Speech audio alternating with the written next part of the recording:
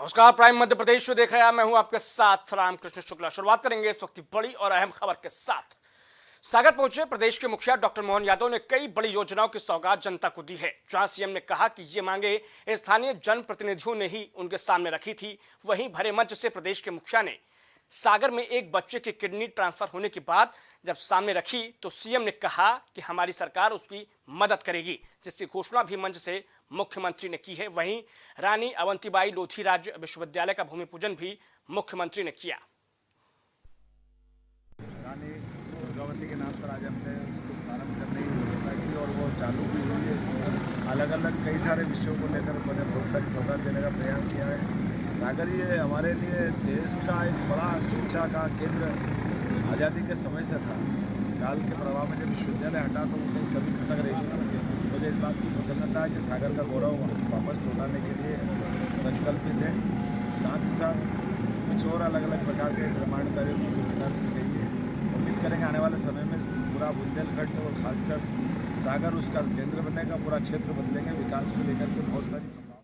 Mandla Lok Sabha seat से आखिरकार नाम की घोषणा कर दी गई है। बताया जा रहा है कि भाजपा ने फग्गन सिंह कुलस्ते को मैदान में उतारा है, तो वहीं कांग्रेस ने डिंडोरी के वर्तमान विधायक ओमकार सिंह मरकाम को चुना है। दरअसल ये दोनों प्रतिद्वंदी साल 2014 में भी मंडला सीट से लोकसभा चुनाव लड़ चुके हैं, जिसमें भाजपा के फग्गन सिंह कुलस्ते को जीत हासिल हुई थी।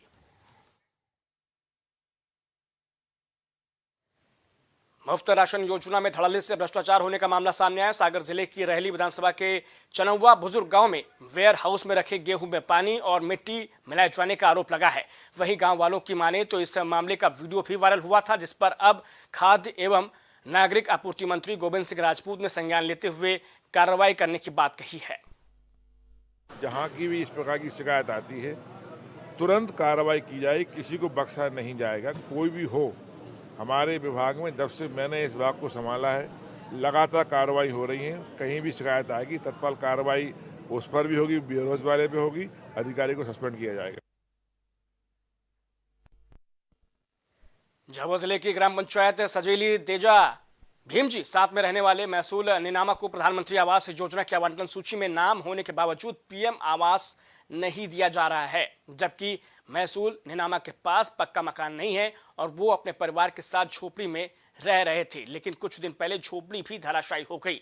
वहीं पीएम आवास की सूची में नाम होने के बाद भी आवास नहीं मिलने पर महसूल निनामा ने जिला मुख्यालय पर कलेक्टर की जन सुनवाई में जाकर आवेदन दिया है और आरोप भी लगाए हैं।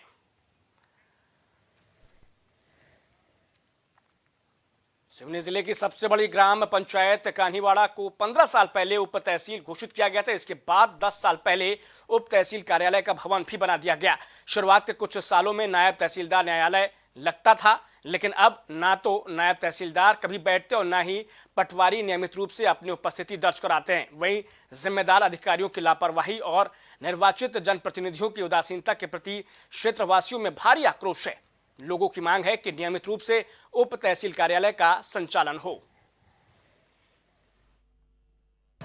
सिवनी जिले की सबसे बड़ी पंचायत, सिवनी जनपद की सबसे बड़ी पंचायत कान्हीवाड़ा को पिछले 15 वर्षों से जो है उप तहसील घोषित किया गया माननीय तत्कालीन मुख्यमंत्री शिवराज सिंह जी चौहान के द्वारा, और जिस पर लगभग 10 साल पहले भवन भी बना दिया गया। लेकिन यहाँ के जो निर्वाचित जनप्रतिनिधि हैं और प्रशासनिक जो अधिकारी हैं, उनकी उदासीनता के चलते यहाँ पर नियमित रूप से जो है उप तहसील कार्यालय संचालित नहीं हो पा रहा है, जिसके कारण से लगभग कान्हीवाड़ा के आसपास 50 से 60 गांवों के किसान बंधु और अन्य लोगों को अपने कामों के लिए जो है सिवनी तहसील जाकर के परेशान होना पड़ता है। झाबुआ जिले में पीएचयू विभाग के अधिकारियों और पीएचयू के ठेकेदारों के मिलीभगत से घटिया निर्माण कार्य किया जा रहा है। बताया जा रहा है कि भील कोटरा ग्राम पंचायत के सरपंच ने एसडीएम पेटलाबाद और पीएचयू विभाग के एसडीओ को भी पत्र के माध्यम से अवगत कराया था, लेकिन ना तो निर्माण कार्य को रुकवाया गया और न ही निर्माण कार्य की गुणवत्ता में सुधार ही किया गया। वहीं सरपंच का कहना है कि ये टंकी में घटिया काम हो रहा है और इस काम को तुरंत रुकवाया जाए, नहीं तो कभी भी बड़ी दुर्घटना हो सकती है।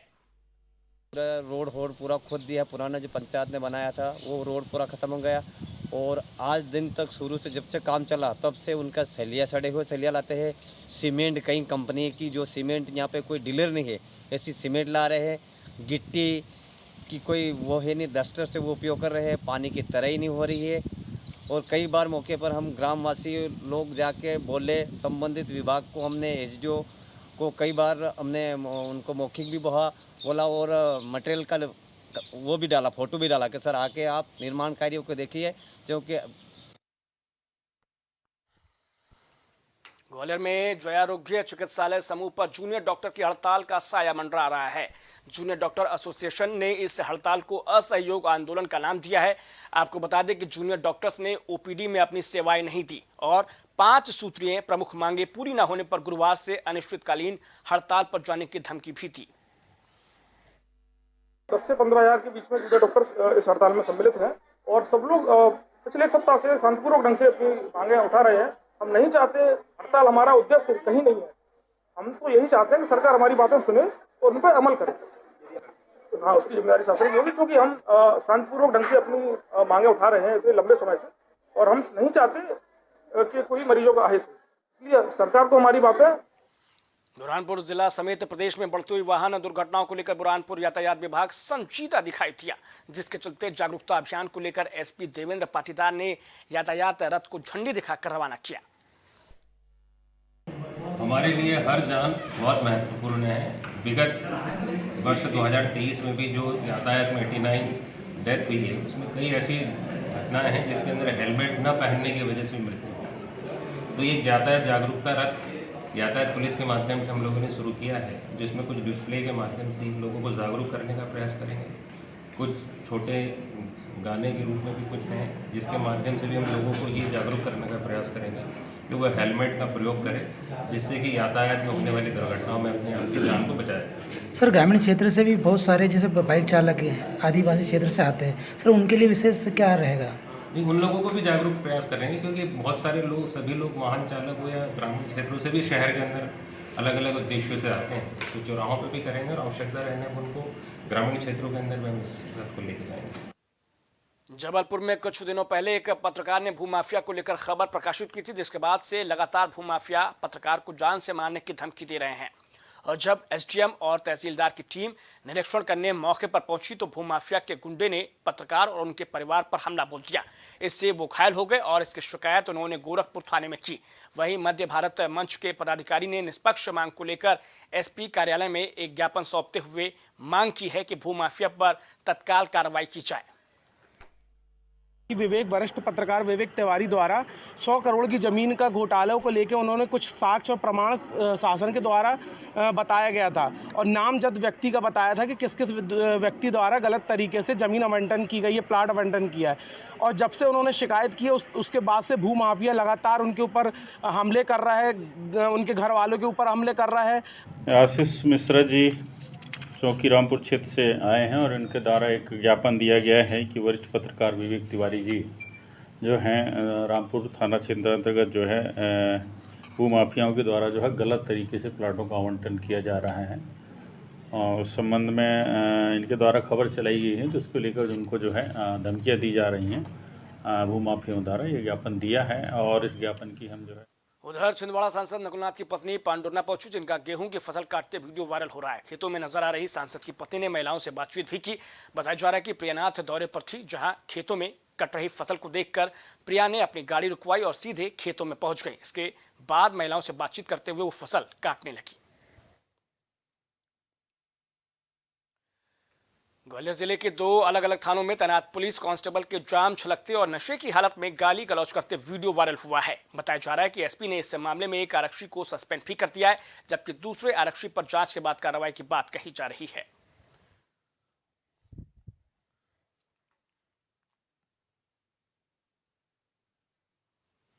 ग्वालियर जिले के डाबरा देहात थाने में पदस्थ जितेंद्र साहू नामक आरक्षक का एक वीडियो वायरल हुआ है, जिसमें वो कुछ अन्य लोगों के साथ शराब का सेवन करते हुए नजर आ रहे हैं, जिसके बाद अब आरक्षक पर निलंबन की कार्रवाई हो चुकी है और इसके खिलाफ विभागीय जांच भी शुरू होने जा रही है।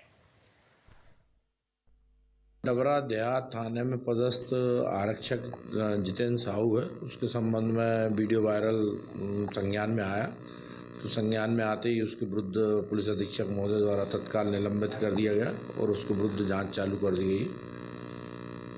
ये सब वीडियो कब का बताया जा रहा है, किसके संग शराब का सेवन कर रहा है? अब इस संबंध में अलग से पृथक से जांच की जाएगी कि वीडियो कहाँ का है और कब का है।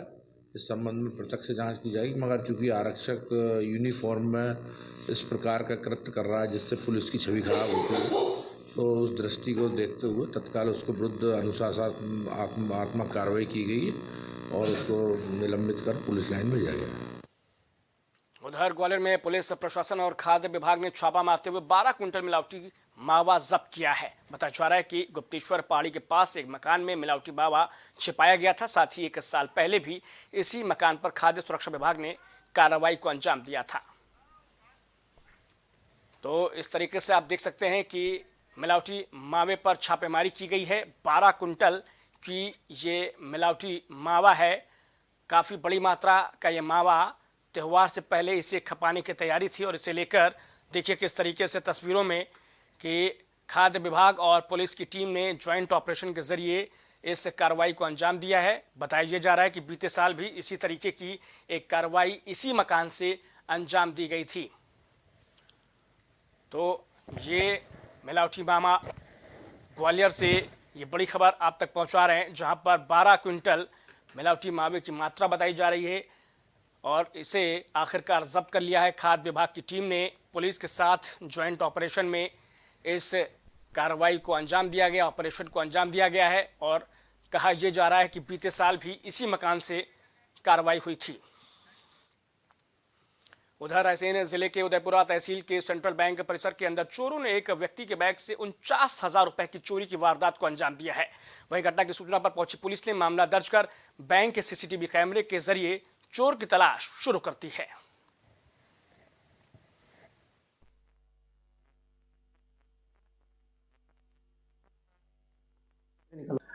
कल लगभग 11:45 बजे दिन की बात है। सतेरी के निवासी हैं दीनदयाल शर्मा जी, रिटायर्ड शिक्षक हैं। ये एक बैंक से पैसे निकलवाने गए थे। पैसे निकालने के बाद ये पासबुक में एंट्री कराने जैसे ही गए तो अज्ञात व्यक्ति द्वारा उनके झोले में रखे पैसे निकाल लिए। सेंट्रल बैंक से 49,000 रुपया चले गए। कैसे चले गए? झोला में रखी थी, झोला में, और यहाँ एंट्री होता नहीं, हाँ, उस टेबल के सामने खड़े थे, ऐसे पासबुक लेकर तो बैंक के अंदर ही निकाल लिए। बैंक के अंदर कुल 10 मिनट को वो काम ऐसे चल रहे हैं, झोला में धरे और बैंक एंट्री वाले के सामने खड़े हो गए। एंट्री करा भैया। कल लगभग तो उधर डबरा के सूर्यनगर में नहर रोड पर दिन दहाड़े हुई हत्या से सनसनी फैल गई। मृतक का नाम लाला गुर्जर बताया जा रहा है, जिसके 2 भाइयों पर विपिन यादव मर्डर केस में मुकदमा दर्ज है। वहीं पुरानी रंजिश के चलते इस हत्या की आशंका जाहिर की जा रही है। पुलिस को सूचना मिली थी कि सूर्यनगर में कुछ गोलीबारी घटना हुई है। पुलिस वहाँ पहुंची तो देखा अल्लू गुर्जर का भाई लाला गुर्जर अपने घर के बाहर मृत अवस्था में पड़ा, उसके सीने में संभवतः गोली हो रहा था। पोस्टमार्टम के लिए भेज दिया गया है। साक्ष्य एकत्र कर रहे हैं, जैसे सूरत होगी कार्रवाई करेंगे। सर कोई कारण पता नहीं चला? अभी फिलहाल कोई कारण पता नहीं चला। परिजन कोई है नहीं है, कोई चश्मी साक्ष्य मिला नहीं है जिससे घटना के बारे में पता कैसे की जा सकती। संभावना कुछ के क्यों हो सकता है? पुराने रंजिश भी हो सकती है कि उसके 2 भाई एक मर्डर केस में जेल में है पहले। मृतक का खुद का कोई क्रिमिनल रिकॉर्ड है सर? मृतक का तो नहीं, लेकिन उसके भाइयों का सर। तो देखिए बड़ी खबर आप तक पहुंचा रहे हैं डबरा से, जहां पर मर्डर से सनसनी फैल गई है। छानबीन में जुटी है पुलिस और इलाके में देखिए इस कत्ल की वारदात के बाद सनसनी। इस खबर पर ज्यादा जानकारी के साथ राम कुमार श्रीवास्तव हमारे संवाददाता जुड़ चुके हैं। राम कुमार, डबरा में सनसनीखेज तरीके से कत्ल को अंजाम दिया जाता है, क्या पूरा मामला है? देखिए रामकृष्ण, मैं अपने दर्शकों को बताना चाहता हूं कि ये डबरा में जो आज दिन दहाड़े कुछ लोग आए और आकर के घर के बाहर खड़े हुए आदमी के ऊपर एकदम से फायरिंग करते हैं, जिसमें उस व्यक्ति की मौत हो जाती है। तो ये पूरा मामला जब डबरा में होता है तो उसके बाद पूरे इलाके में एक तरह से सनसनी फैल जाती है और पुलिस जाकर के तफ्तीश में जुट जाती है। राम कुमार, क्या वजह आ रही है इस कत्ल के पीछे? रामकृष्ण, देखिए इसमें ये है कि 1 महीने पहले डबरा में एक मर्डर हुआ था। उस मर्डर में आज जो व्यक्ति मारा गया है उसके भाई आरोपी हैं और इस समय जेल में हैं। तो उस मर्डर से, हालांकि ये इस बात की पुष्टि नहीं की जा रही है कि उन्हीं ने किया है, लेकिन पुलिस का ऐसा मानना है कि संभवतः उस मर्डर की प्रतिक्रिया स्वरूप ये मर्डर हुआ हो सकता है। क्या परिवार की ओर से कोई नामजद तहरीर दी गई है? पुलिस क्या कर रही है इस मामले में? पुलिस जब मौके पर पहुंची तब तक हमलावर जो हत्यारे थे वो मौके से भाग चुके थे, लेकिन परिवार वालों का शक उसी ओर है क्योंकि मृतक के पहले परिवार में से भाई जेल में है एक मर्डर के मामले में, तो परिवार वालों का शक उसी पूर्व में हुए मर्डर के ओर है। ठीक है राम कुमार, बहुत धन्यवाद इस जानकारी के लिए। तो प्राइम मध्य प्रदेश में इतना है, लेकिन प्राइम टीवी पर खबरें लगातार जारी हैं। कुछ भाव पुष्प। आप देख रहे हैं प्राइम टीवी, सच साहस सरोकार।